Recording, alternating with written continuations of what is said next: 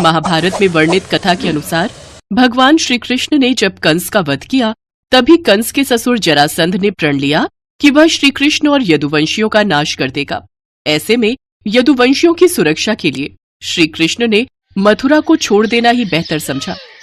मथुरा छोड़ने के बाद उन्होंने समुद्र किनारे एक दिव्य और भव्य नगर की स्थापना की, जिसका नाम द्वारका रखा गया।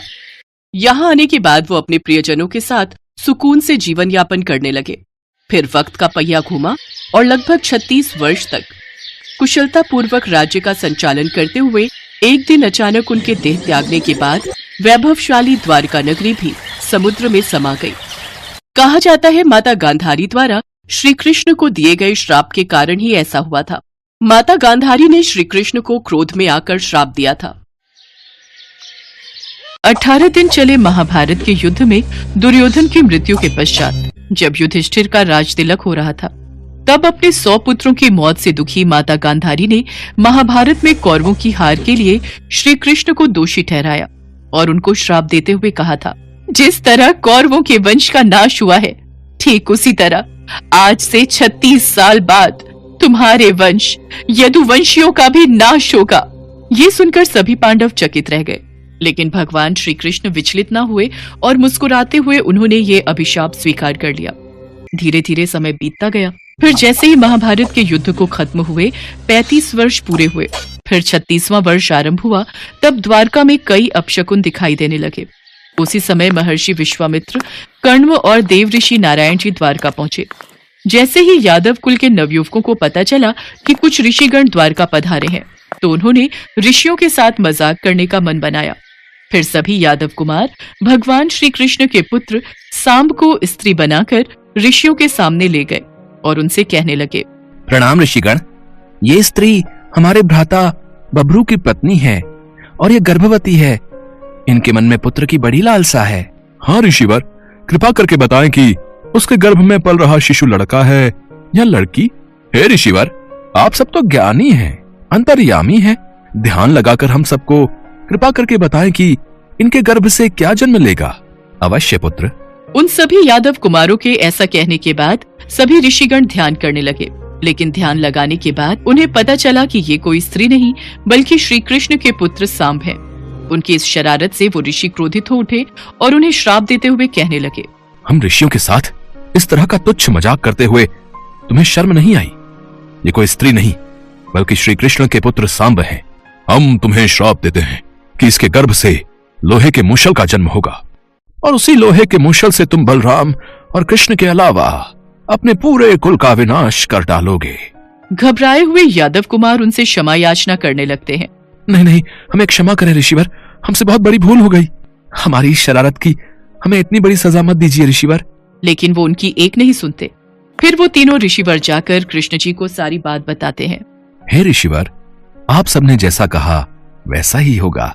उधर घबराए हुए सभी यादव कुमार सारी घटना का जिक्र जाकर राजा उग्रसेन से करते हैं। तुम सब चिंता मत करो, हम उस लोहे के मूषल का चूर्ण बनाकर प्रभास नदी में प्रवाहित कर देंगे। इससे हमें उस श्राप से मुक्ति मिल जाएगी। अगले ही दिन सांब ने एक लोहे के मूसल को जन्म दिया। यादव कुमारों ने वो मूसल ले जाकर राजा उग्रसेन को दे दिया। राजा ने उस लोहे के मूसल का महीन चूरा बनवाकर समुद्र में फेंकवा दिया और साथ ही ये घोषणा भी कर दी, अब से यादव राज्य में नशीली दवाओं का उत्पादन कभी नहीं होगा और जो भी व्यक्ति ऐसा करते हुए पाया गया वो अपने भाई बंधुओं के साथ सूली पर लटका दिया जाएगा। इस तरह द्वारकावासी अपने ऊपर आने वाले संकट से बचने के लिए तरह तरह के प्रयत्न करने लगे। लेकिन कहते हैं ना, जो विधि के विधान में लिखा होता है वो होकर ही रहता है। ऐसा ही कुछ द्वारकावासियों के साथ भी हुआ। लोहे के मूषल के जन्म पश्चात द्वारका में कई बार तेज आंधी तूफान आने लगे। चूहों की संख्या इतनी बढ़ गई कि नगर में मनुष्यों से ज्यादा चूहे दिखाई देने लगे। महिलाएं अपने पतियों को धोखा देने लगी। गायों के पेट से गधे जन्म लेने लगे। गुरुजनों का अपमान होने लगा। खाना खाने जैसे ही बैठते तो थाली में खाने की जगह छोटे छोटे कीड़े चलने लगते। ये सब काल का पलटफेर देख श्री कृष्ण ने कहा, महाभारत के समय जैसा योग था वही आज भी है। यह हम सबके विनाश का सूचक है। गांधारी माता द्वारा दिए हुए श्राप का समय आ चुका है। श्री कृष्ण ने द्वारका के सभी पुरुषों को तीर्थ नदी जाकर स्नान करने को कहा। सभी यदुवंशी स्नान करने के बाद लौटते वक्त प्रभास क्षेत्र पहुंचकर निवास करने लगे। फिर वहां उनका मदिरापान आरंभ हुआ। सभी मदिरापान के बाद अपने होश खो बैठे और एक दूसरे को मारने काटने लगे। तभी सात्विक और प्रद्युम्न भी इस लड़ाई में मारे गए। अपने पुत्रों को मरते देख श्री कृष्ण क्रोधावस्था में आ गए और उन्होंने समुद्र किनारे लगी घास की दुर्वा को उखाड़ लिया। फिर वो दुर्वा भयंकर मूषल बन गई। फिर तो जो सामने आए उन सबको श्री कृष्ण ने उसी से मार गिराया। दरअसल ये दुर्वा उसी लोहे के चूरे से उत्पन्न हुई थी जो उग्रसेन ने समुद्र में फेंकवाई थी।